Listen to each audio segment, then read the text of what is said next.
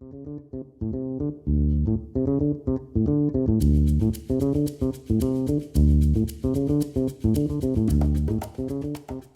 20 says that in triangle DEF, the length of side DE is radical 30 inches and the length of side EF is 3 inches.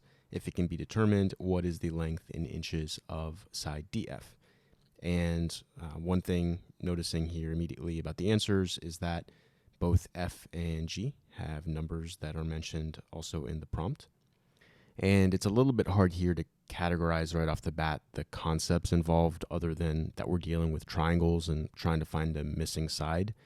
This question in particular gives a lot of students trouble. So I'm just going to model how I might approach a question like it on an actual test. The very first thing I'm noticing is that they haven't given us a picture, so I would immediately just sketch something out to have something to work with here. So we know that we have a triangle DEF and that the side DE is radical 30. And then EF is 3 inches. So this is 3. And this is actually not drawn to scale here, but just as a sketch, this is fine. And we're being asked to find the length of this side right here. So now that we've drawn this triangle, we can again just ask ourselves, what does the ACT expect us to know about triangles in general and missing side lengths? One of the most common things tested is the Pythagorean theorem, as well as just basic side and angle relationships. So for example, if a triangle has all angles being equal, then we should know that all the sides will be equal. And if a triangle has just two angles that will be equal, then the sides opposite those two angles will also be equal. So these are all things that I would be thinking about at this point, given the context of what we're dealing with here and what the ACT expects us to know about those concepts. So as far as trying to use like a Pythagorean theorem to calculate this side length, we would need to know that one of these angles is a right angle. And we've not been given any information here about the angles. So that doesn't really seem to be an option for us here. And similarly, the whole thing about the side and angle relationships, we don't know that any of these angles are equal, so we couldn't say that any two sides are going to be equal either based on that. So it really doesn't seem like there's enough information to figure out what this remaining side length actually is. At this point, some people might be thinking about the law of sines or the law of cosines, but even if we were going to try to use those, we would need to know some information about the angles to calculate the missing side length.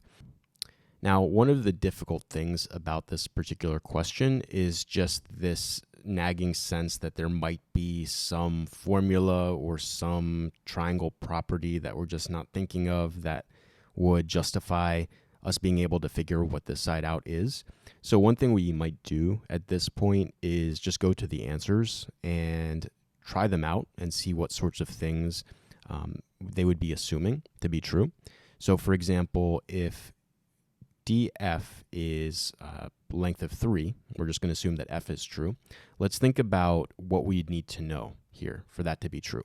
Well, if DF is 3, then that means it's the same length as EF, which is also 3. And that would mean that this is actually an isosceles triangle. And in any isosceles triangle, the angles opposite sides that are the same lengths are also going to be equal.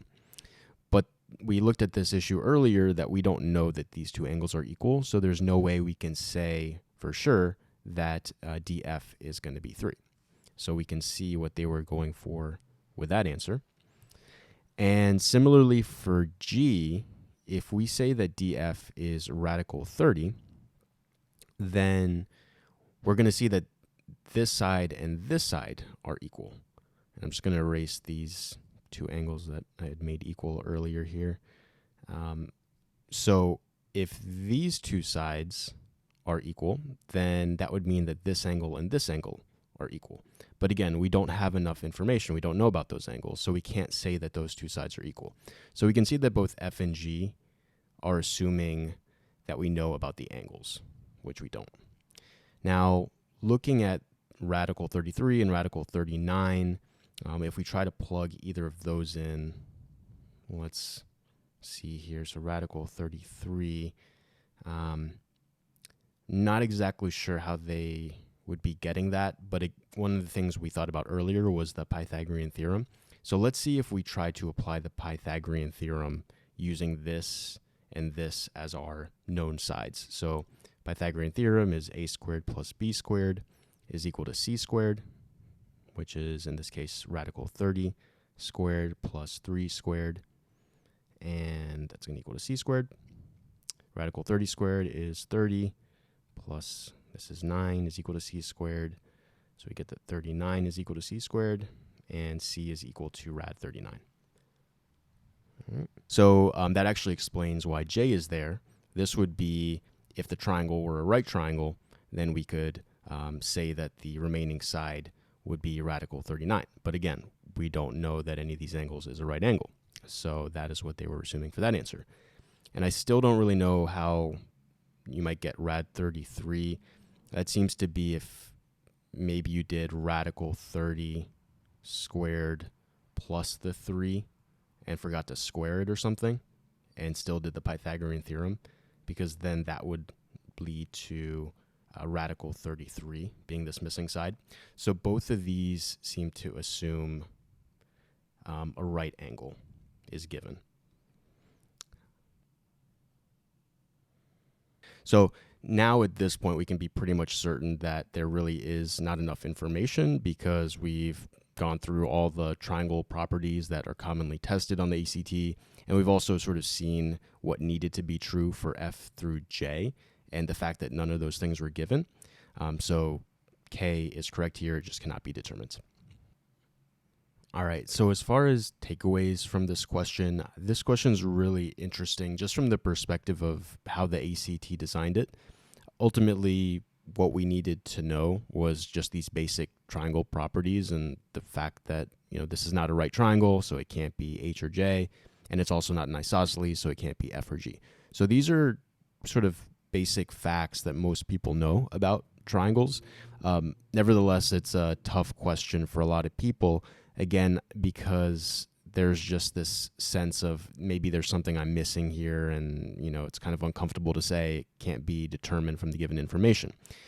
And it's probably not a coincidence that the ACT designed the question in this way to kind of play upon these sort of insecurities, especially under the pressure of an actual test. And it makes sense, though, that they're doing this type of thing based on what we know about how the test is designed. They really can't test us on very advanced math. So they sort of rely on certain psychological maneuvers and tactics like this, like not giving us a picture, making it feel like there's something else out there that we don't know, et cetera, et cetera. So just always trying to notice those things and how the questions are designed, and understanding why they designed them in that way is a good takeaway for this question. So with all that said, let's go on to question 21.